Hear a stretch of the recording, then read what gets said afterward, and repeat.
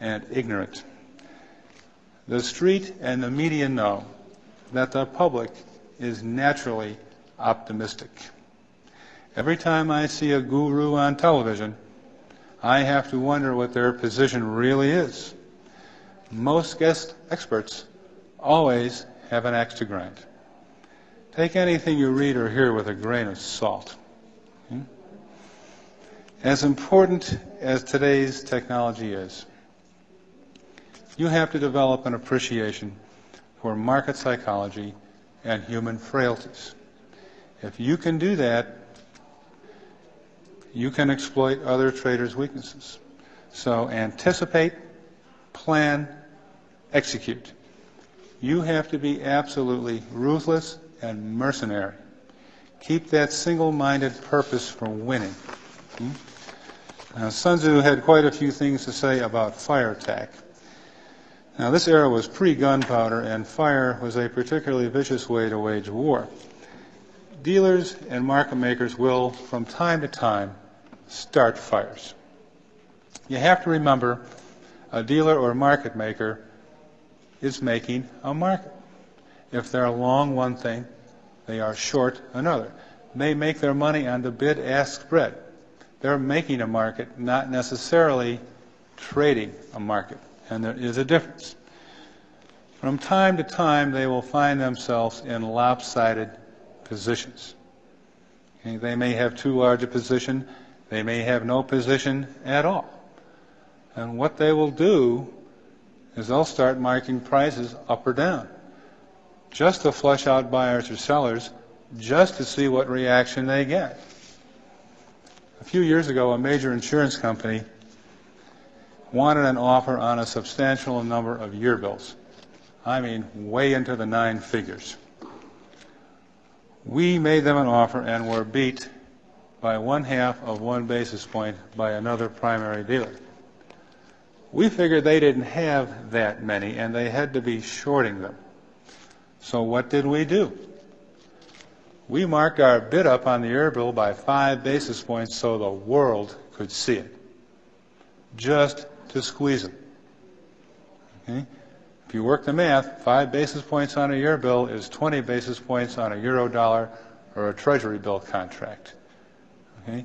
If you see a fire breaking out and there's no real follow-through, be careful, but have a plan in place to get out of the way. Okay? The art of war tells us not to make a move unless we see an advantage and act only when it is to our benefit. Trading is a serious business, particularly when it involves leveraged positions such as options or futures. We get paid to take risk, not act frivolously. So when you see an opportunity, act, and when you don't, be content to stand aside. Now, Sun Tzu said that what enables the wise sovereign and the good general to achieve beyond the reach of ordinary men is foreknowledge. This does not mean trading on inside information. Don't do it. It's tough to trade from prison, and trust me, you don't look good in handcuffs. It does mean forming a network of traders that you can trust. Okay? On the street, as competitive as they are, everybody knows everybody else. A few years ago, a huge mutual fund in Boston bought 90% of an unusually long-dated government agency bond issue. Obviously, the dealer community knew that they owned 90% of this particular issue. Sometime after that, the old portfolio manager goes, the new guy comes in. The new guy decides that he is going to sell this issue. So in typical fashion, bids wanted start showing up all over the street. The dealer community dropped the long end of the market by 2 points.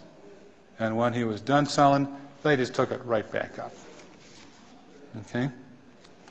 I know a gentleman that runs the hedge position for a money manager, a very large money manager. He could easily get away with paying $2 a round turn. He pays $4, and he's glad to do it. And why would he do that?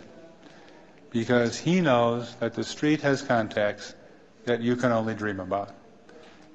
By paying $4 round turn, he ensures that he is the first phone call they make. And he is. With your network, you can share insights, information, thoughts, strategies.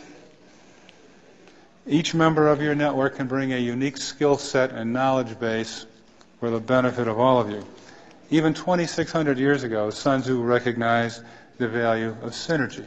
Okay? Your network will help keep you informed, thinking straight, and just may help you change your perspective. Now, here are these rules that I've mentioned, and they're intended for floor traders. But what I've done is adapted them for you into trading do's and trading don'ts. And I would like to see if we can identify some of the concepts in the art of war with these rules. So here's the do's. You trade to make money, not for fun and games. Now, what would the art of war have to say about that?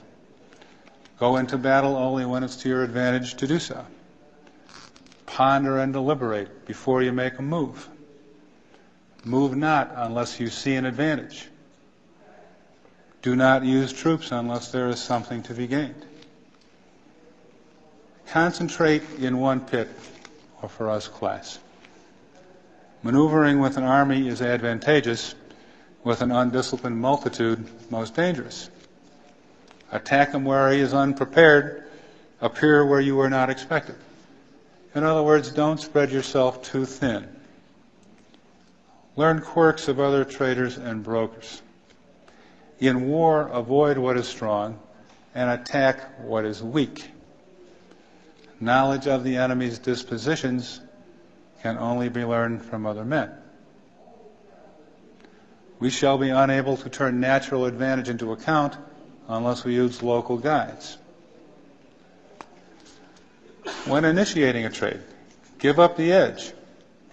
Buy the bid, get the edge, hit the bid, buy the bid, or sell the offer.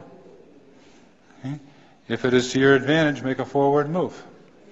If not, stay where you are. Rapidity is the essence of war. Take advantage of the enemy's unreadiness. When you're liquidating a bad trade, give up the edge, sell the bid, buy the offer. When you surround an army, leave an outlet free. Do not press a desperate foe. Okay? Don't interfere with an army returning home. In other words, you got to get out, get out. Don't mess around. Go with a market order. Okay? A scratch trade is a winner. Does everybody know what a scratch trade is? It's a break-even trade. Okay? Security against defeat implies defensive tactics. By persistently hanging on the enemy's flank, we shall succeed in the long run by killing their commander-in-chief. Make a tick on 1,000,000 trades, not 1,000,000 on one. Although you bought provisions from home, you feed off the enemy. In order to kill the enemy, the men must have their rewards. To be well fed while the enemy is famished is the art of husbanding one's strength. Learn from other traders' mistakes.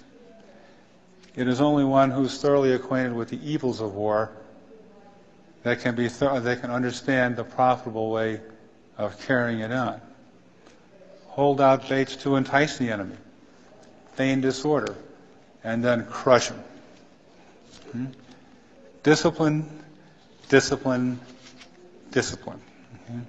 What would the art of war have to say about that?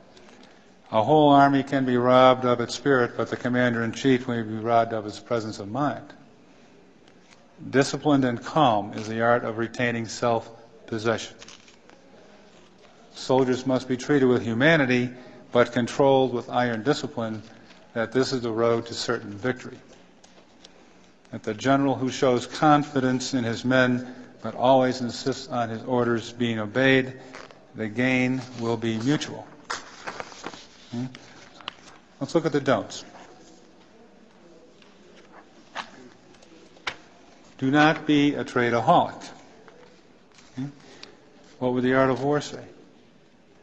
If victory is long in coming, the men's weapons grow dull, their enthusiasm wanes.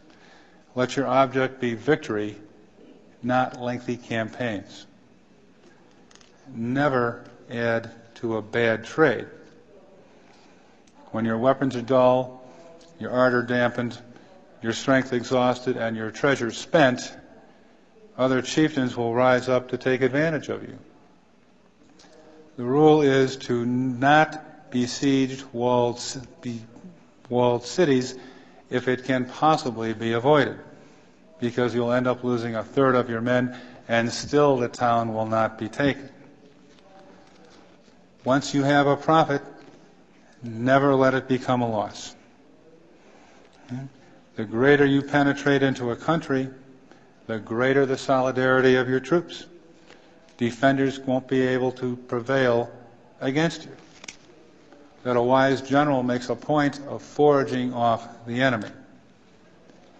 Don't be a one-way trader. Be flexible. The wise general thoroughly understands the advantages that accompany variations in tactics. The direct method may be used for joining battle, but it's the indirect methods that will be needed to secure victory. Never leave the pit or your desk. Those who are first on the battlefield will be rested. Those who follow will be exhausted. Good soldiers first put themselves beyond the possibility of defeat and then wait for the opportunity to defeat the enemy. If you leave the pit or your desk, you're not going to be there to take advantage. Okay? The 3 losing trades in a row rule. There are roads not to be traveled, armies not to be attacked, towns which must not be besieged, and positions not contested. That good generals win battles by making no mistakes. If you lose 3 in a row, walk away. You're doing something wrong. And lastly, no wishing, no hoping, no praying, and no opinions. To secure ourselves against defeat lies on our own hands, but the opportunity for defeating the enemy is provided by the enemy himself. Well, thank you for coming to my presentation this morning. It was certainly my pleasure to do it, and it's my wish that the art of war will help you in your trading business. And let me leave you with one parting thought. To fight and conquer in all your battles is not supreme excellence. Supreme excellence consists of breaking the enemy's resistance without fighting, to win without having to fight. Thank you, everyone, and good hunting.